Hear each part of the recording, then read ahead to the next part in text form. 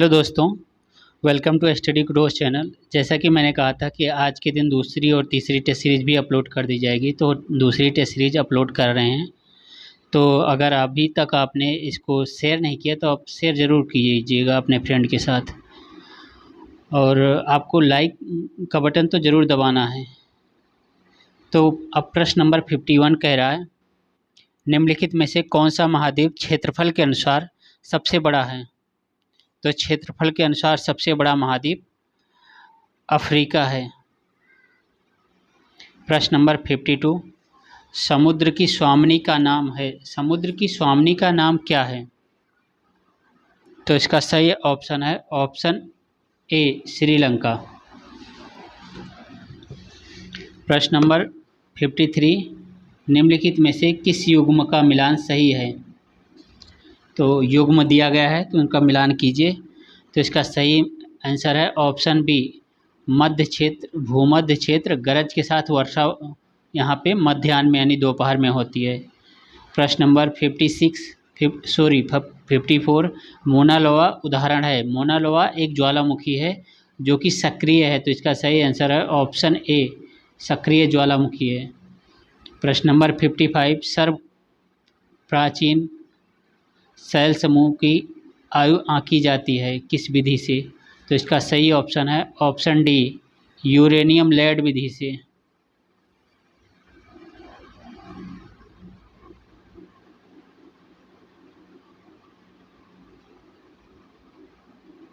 प्रश्न नंबर 56, कोयले का सामान्य प्रकार है। तो कोयले का सामान्य प्रकार क्या होता है, इसको सही से जान लीजिएगा क्योंकि ये क्वेश्चन जरूर आते हैं। तो सामान्य प्रकार है बिटुमनी। प्रश्न नंबर 57, ग्रीन गोल्ड किस्म किस चीज़ की है, यानी किस वस्तु की है? तो आप बताइए ना इसको क्या है। तो ग्रीन गोल्ड तो एक चाय होती है, तो ये किस्म है चाय की। प्रश्न नंबर 58, सामान्य फसल उगाने के लिए उर्वर भूमि का पीएच मान कितना होता है? आई थिंक यहाँ पे आधे तो किसान के घर से ही होंगे, तो ये तो मालूम होना चाहिए। तो इसका सही ऑप्शन है ऑप्शन ए, 6 से 7 का पीएच मान अगर होता है तो भूमि उर्वर होती है। अगर इससे कम होता है तो अम्लीय हो जाती है, ऊपर होता है तो क्षारीय हो जाती है। तो प्रश्न नंबर 59, इनमें से कौन सी फसल मिट्टी को नाइट्रोजन से भरपूर कर देती है?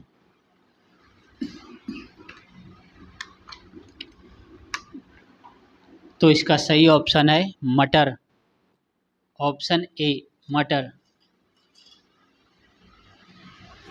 प्रश्न नंबर 60, किस तिथि को पृथ्वी की दिन और रात की अवधि समान होती है? तो इसका सही आंसर है ऑप्शन ए, 21 मार्च और 23 सितंबर को, जो कि 23 सितंबर आने वाला है।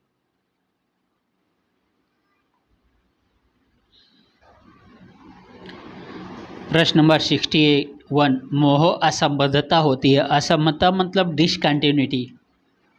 तो ये होता है, कहाँ पे होती है? तो ये होती है पृथ्वी के भीतर। तो पृथ्वी के भीतर कहाँ पे? भूपर्पटी और मेंटल की परत के मध्य में होती है जो असंबद्धता, उसे ही मोह असंबद्धता या मोह डिसकंटिन्यूटी कहते हैं। प्रश्न नंबर 62, 3 क्रमागत बट्टों 30%, 20% तथा 10% के समतुल्य बट्टा होगा। तो इसका सही आंसर होगा ऑप्शन डी, 49.6%। प्रश्न नंबर 63, कह रहा है यदि C1 + C2 और Cn तक दिया हो, उसका मान 255 हो, तो n का मान क्या होगा? तो n का मान यहाँ पर दिया गया है ऑप्शन बी, 8। प्रश्न नंबर 64, यदि एक खोखले बेलन की बाहरी त्रिज्या 10 सेंटीमीटर हो तो बेलन का आयतन ज्ञात करो, जबकि ऊंचाई 7 सेंटीमीटर और मोटाई 4 सेंटीमीटर हो। तो सही आंसर है इसका ऑप्शन ए, 1408 सेंटीमीटर क्यूब। प्रश्न नंबर 65, फलन एफ अंडर ब्रैकेट में एक्स को एफ अंडर ब्रैकेट एक्स को रूप में अभिव्यक्त किया जाए तो फलन क्या होगा? तो फलन यहाँ पे क्या होगा? फलन यहाँ पे होगा फल सभी x के लिए सतत और शून्य को अतिरिक्त होगा। प्रश्न नंबर 66, स्वास्थ्य विभाग को ज्ञात है कि किसी बड़े समूह को 20% लोग एक विशेष रोग से पीड़ित हैं। इस बड़े समूह के 5 चुने लोगों में से 2 को विशेष रोग होने की प्रायिकता क्या होगी? तो ऐसे इन क्वेश्चनों को पॉज करके आप सॉल्व ज़रूर कीजिए ताकि आप इसे अपने को जांच कर पाएँ कि आप तैयारी आपकी कैसी है। तो इसका सही आंसर है ऑप्शन सी 0.2048। प्रश्न नंबर 67, 6 वर्ष पहले कमल एवं सुरेश की उम्र का अनुपात 6:5 था, जबकि 4 वर्ष बाद उसकी उम्र का अनुपात 11:10 हो जाएगा। वर्तमान में सुरेश की उम्र क्या है? तो इसका सही ऑप्शन है ऑप्शन ए 16 वर्ष। प्रश्न नंबर 68, चित्र दिया गया है तो यहाँ पे पूछा गया है कोण डी ए ई का कौन सा बराबर है, कोण कितने का अंश का है? तो ये कोण है आपका 15 डिग्री का। ऑप्शन ए सही है। प्रश्न नंबर 69, 14 + 6 √5 का वर्गमूल क्या होगा? तो इसका सही आंसर होगा ऑप्शन बी 3 + √5। प्रश्न नंबर 70, प्रतिबंधों में एक ये समीकरण दिया हुआ है तो इसके अंतर्गत का अधिकतम मान क्या होगा? तो अधिकतम मान जो यहाँ पे दिया हुआ है उत्तर वो है 1250 रुपये का, 1250 का। प्रश्न नंबर 71, एक समकोण समद्विबाहु त्रिभुज का कर्ण 8 सेंटीमीटर है तो उसका क्षेत्रफल कितना होगा? तो इसका सही आंसर है ऑप्शन सी 16 सेंटीमीटर स्क्वायर। प्रश्न नंबर 72, भारतीय संविधान सभा के कच्चा प्रारूप समिति के अध्यक्ष थे तो इसका सही ऑप्शन है option A Benegal Narasimha Rao, BN Rao इन्हीं को कहते हैं। प्रश्न नंबर 73, भारतीय संविधान में केंद्र राज्य संबंध का अवधारणा कहाँ के संविधान से ली गई है? तो इसका सही आंसर है ऑप्शन बी ऑस्ट्रेलिया के संविधान से। प्रश्न नंबर 74, धन विधेयक की परिभाषा संविधान की किस अनुच्छेद में दी गई है? तो धन विधेयक की परिभाषा संविधान के अनुच्छेद 199 में दी गई है। प्रश्न नंबर 75, संविधान सभा की ड्राफ्टिंग कमेटी में सभापति के रूप में कौन थे? तो सभापति के रूप में option A BR Ambedkar ji थे। प्रश्न नंबर 76, चुनाव आयोजन के संबंध में चुनाव आयोग किसके जवाबदेह नहीं है? तो मतलब इसका कौन सा इसमें ऐसा ऑप्शन है जिसके प्रति वो जवाबदेह नहीं है? तो इसका सही ऑप्शन होगा ऑप्शन डी विश्वविद्यालय छात्र संघ का चुनाव होता है तो उसके लिए चुनाव आयोग जवाबदेह नहीं है, बाकी सबके चुनाव में चुनाव आयोग जवाबदेह है। प्रश्न नंबर 77, निम्नलिखित में से कौन एक भारतीय संविधान के उद्देश्यों को प्रतिबिंबित करता है? तो इसका सही आंसर है ऑप्शन बी संविधान की प्रस्तावना। तो अगर अभी तक आपने इसे सब्सक्राइब नहीं किया तो सब्सक्राइब ज़रूर कर लीजिए और फ्रेंड सर्कल के साथ इसे शेयर ज़रूर कीजिए ताकि इस वीडियो का जो मोटो है कि ज़्यादा से ज़्यादा लोगों तक शिक्षा पहुंच सके तो इसका अभियान सफल हो पाए। तो कृपया जोर लगाकर इसे एक बार शेयर ज़रूर कीजिए। प्रश्न नंबर 78, निम्नलिखित में से मौलिक अधिकार नहीं हैं? तो इसका सही ऑप्शन है ऑप्शन सी संपत्ति का अधिकार मौलिक अधिकार नहीं है, ये कानूनी अधिकार हो गया है। प्रश्न नंबर 79, इनमें से कौन सा राज्य सरकार का कानूनी सलाहकार है? राज्य सरकार का कानूनी सलाहकार अनुच्छेद 165 के अनुसार महाधिवक्ता होता है जिसकी नियुक्ति राज्यपाल करता है। प्रश्न नंबर 80, भारतीय संविधान के अंतर्गत कितने प्रकार के आपातकाल होता है? तो इसका सही आंसर है ऑप्शन सी 3 प्रकार का। प्रश्न नंबर 81, विश्व पशु कल्याण दिवस कब मनाया जाता है? तो सही आंसर है इसका ऑप्शन ए 4 अक्टूबर को विश्व पशु कल्याण दिवस मनाया जाता है। प्रश्न नंबर 24, ससेक्स ड्राइव किस देश के प्रधानमंत्री का निवास स्थल है? तो इसका सही उत्तर है ऑप्शन बी कनाडा। कनाडा की राजधानी ओटावा। ओटावा में ये ससेक्स ड्राइव 24 एड्रेस है। प्रश्न नंबर 83, विश्व की सबसे बड़ी पवन चक्की स्मारक है, तो ये सही ऑप्शन है ऑप्शन सी डेनमार्क का।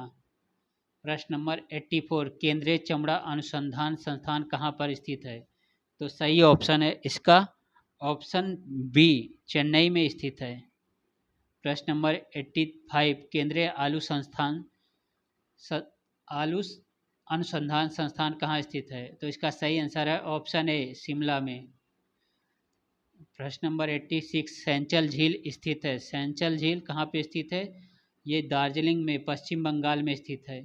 प्रश्न नंबर 87, ब्लू बुक किस सरकार की रिपोर्ट है, तो इसका सही ऑप्शन है ऑप्शन डी इंग्लैंड की। प्रश्न नंबर 88, एयरपोर्ट पुस्तक के लेखक कौन हैं। एयरपोर्ट पुस्तक के लेखक ऑप्शन ए आर्थर हेली हैं। प्रश्न नंबर 89, अंतर्राष्ट्रीय हवाई यातायात संघ कहाँ स्थित है, तो इसका सही ऑप्शन है option D Montreal. Montreal Canada में स्थित है। प्रश्न नंबर 90, सीमा सुरक्षा बल बीएसएफ की स्थापना कब हुई थी। अभी बीएसएफ और ये आर्मी की वैकेंसियाँ चर्चा में है, तो ये सब आपको पूछे जा सकते हैं, तो इसलिए ये क्वेश्चन आपके लिए इम्पोर्टेंट भी हो सकता है। तो इसका सही आंसर है ऑप्शन सी 1965। प्रश्न नंबर 91, अगर कोई वस्तु ऊपर से गिराई जाती है तो उसका भार कितना होता है, तो उसका भार ऑप्शन ए अपरिवर्तित रहता है, क्योंकि भार तो वही रहेगा, वेग उसका बढ़ जाएगा बस। प्रश्न नंबर 92, कांच होती है, कांच एक होती है, क्या होती है, कांच एक अतिशीतित द्रव होता है। प्रश्न नंबर 93, कार्क किस पेड़ से मिलता है, तो कार्क होता है जो शैम्पेन के बोतल पे एक लकड़ी से उसका गुटका लगाया जाता है, तो इसका सही ऑप्शन है ऑप्शन ए क्वैर्क्स। क्वैर्क्स एक पेड़ है, जैसे बरगद होता है उससे ज़्यादा भी फैला रहता है कार्क, तो उसके पेड़ से बनता है कार्क। प्रश्न नंबर 94, लाल मिर्च के तीखे होने का जिम्मेदार कौन सा पदार्थ है, तो लाल मिर्च के तीखे होने का कारण है कैप्सेइसिन, ऑप्शन डी सही है। प्रश्न नंबर 95, विटामिन सी का रासायनिक नाम क्या है, तो इसका सही नाम आप तो जानते ही होंगे एस्कॉर्बिक अम्ल है। प्रश्न नंबर 96, लौंग पौधे का निम्नलिखित में से किस भाग से प्राप्त होता है, तो इसका सही आंसर है ऑप्शन डी शुष्क पुष्पकली। प्रश्न नंबर 97, ओंकोजीन संबंधित है, ओंकोजीन किससे संबंधित है, तो यह है कैंसर रोग से संबंधित है जो जानवरों में होता है। प्रश्न नंबर 98, सबसे अधिक क्रियाशील धातु कौन सी है, तो सबसे अधिक क्रियाशील धातु इसमें कौन सी होती है, आप बताइए। सही ऑप्शन है इसका ऑप्शन डी पोटेशियम। प्रश्न नंबर 99, डीएनए को किस अंतःपात्र में बनाया गया, तो इसका सही ऑप्शन है ऑप्शन ए आर्थर कोनबर्ग। प्रश्न नंबर 100, जब विद्युत ऊर्जा गतिज ऊर्जा में गति में परिवर्तित होती है तब वह क्या कहलाती है, क्या होता है उसके द्वारा, तो इसका सही आंसर है ऑप्शन ए कोई ऊष्मा की हानि नहीं होती जब विद्युत ऊर्जा गति में परिवर्तित होती है। तो अभी के लिए इतना ही, अगली टेस्ट सीरीज हो सकता है 1 घंटे में और अपलोड हो जाए, जो कि 150 क्वेश्चन आपके पूरे करने के लिए मैंने आपसे प्रॉमिस किया है, तो इसे पूरा ज़रूर करेंगे। तो इसे शेयर ज़रूर कीजिए आप भी, मेरा प्रॉमिस आप आगे तक पहुंचाएं। Thank you.